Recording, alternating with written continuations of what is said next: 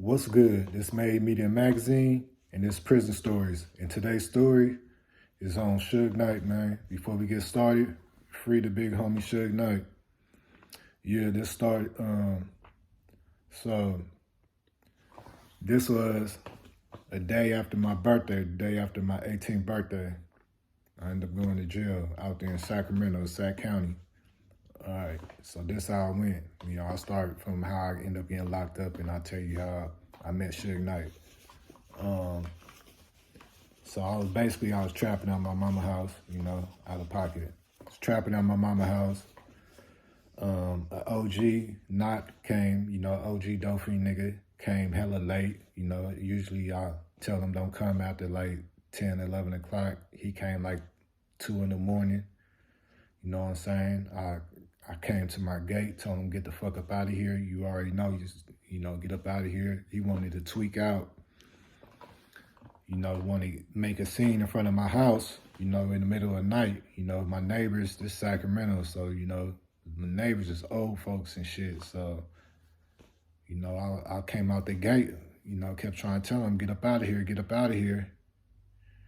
And he wouldn't leave, you know what I'm saying? So, you know, I could speak about it because I already did my time for it and all that. So I had a 2-shot Dillinger in my back pocket, you know what I'm saying? Little 2-shot Dillinger, little ass thing, little gun. So I pulled my little Dillinger out and smacked him up the head with him, you know, just smacked him with it. He fell to the floor.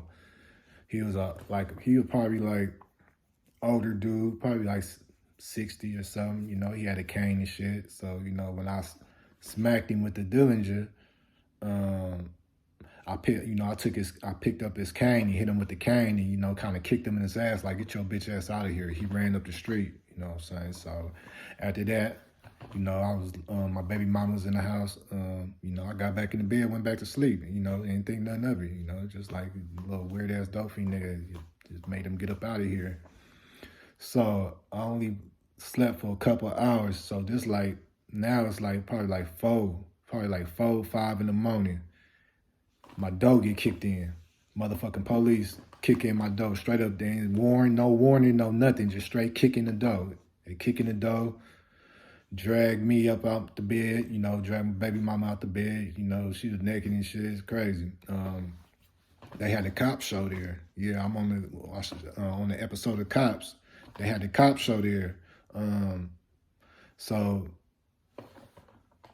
hold on, let me go back a little bit. So they came in the house, you know, they made us all, you know, because I had, it was me, my baby mama, her brother was in there, her uncle was in there. So we had a house full of, my mama was in there, my sisters. So we had a house full of motherfuckers. So they sat us all in the living room. We had 2 big ass long couches in the living room. Sat us all in the living room, right? They keep asking me where the gun at. I ain't trying to say nothing, right? I looked over at my baby mama uncle. This nigga all acting nervous. I see a tear coming out his eye. I was looking at this nigga like, nigga's on some straight sucker shit, man. But then I'm gonna tell you the reason why he was doing all that, you know what I'm saying? It's funny though. So they tear up my room looking for the gun. The whole time, it's a 2-shot Dillinger, so it's hella small. So the whole time it's sitting on my dresser, but I got shit on my dresser, but it's sitting on my dresser. So they tearing up my room for about 30 minutes, and then they finally find it. So he come out with it. Oh, you thought we wasn't gonna find this? Ha, ha, ha. Like, man, whatever. So, you know, I get up. He walked me out. As soon as I walk up out the house, the cop show there, you know. So they say, oh, you got anything to say? I'm like, yeah, I'm innocent, nigga. I get up in the car, right? I go down to the station. They only take me, and they came for what they want. They took me and took the gun and, you know, let everybody else go. But I find out later, you know what I'm saying, that the reason why my baby mama uncle had that tear coming out his eye is because we was sitting on probably 4 different guns, you know what I'm saying? They threw them all under the couch we was sitting on. So he was scared, you know what I'm saying? Nigga was scared we was gonna go back or whatever. I don't know what the fuck that was, but you know, luckily they ain't searched under the couch we were sitting on because, you know, it would have been all bad, man. It would have been all bad, but so they take me down to the station, you know what I'm saying? Take me down to the station. This is my first case as an adult. You know, it's a day after my 18th birthday. So I'm up in there. I'm I'm up in there, and I'm telling everybody, I got my new CD out and all this other shit. So now they know I rap. So now I turn into a motherfucking American Got Talent up in the motherfucking jail. Everybody want to rap for me and shit. So then, I end up getting OR'd.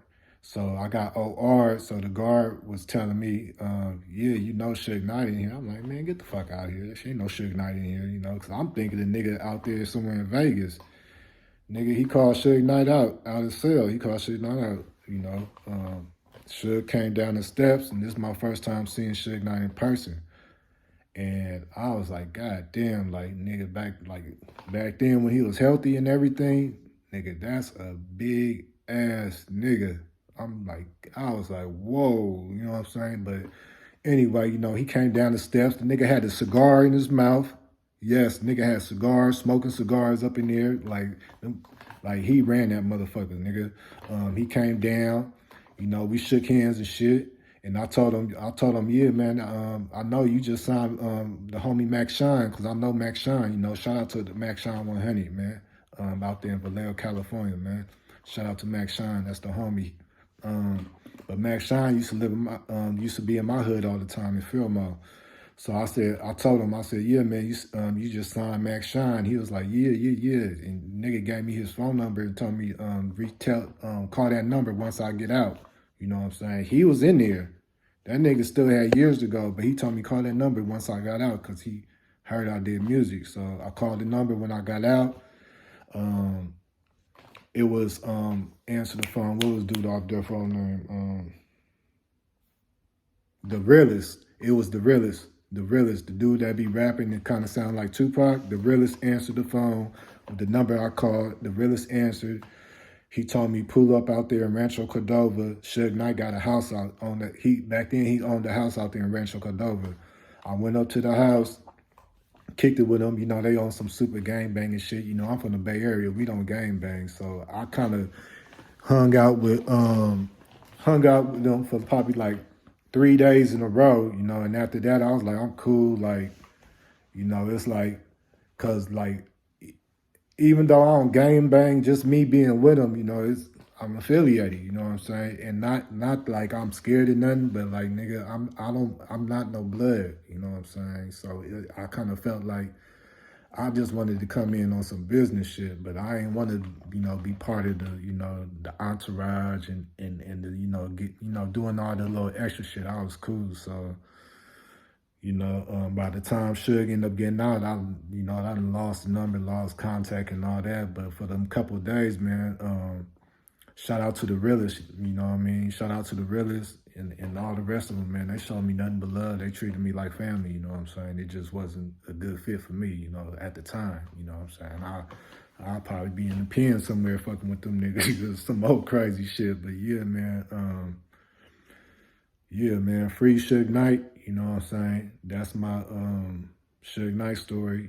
He was in Sacramento County Jail. And I also seen at the same time, I seen the Unabomber was up in there at the same time. And I seen the Unabomber walk past me. And when he walked past me, he had about 6 guards walking with him. He had a bulletproof vest on walking through that motherfucker. And the 6 guards had full tactical gear with the helmet, everything, just so motherfuckers don't attack him or whatever, you know what I'm saying? But yeah, that's my SugeKnight story. You see that back there, man. Free the homie SugeKnight, man. Legend, you know what I'm saying? But yeah, make sure y'all hit that like, share, subscribe. This made me live. I'm Big D, I'm out.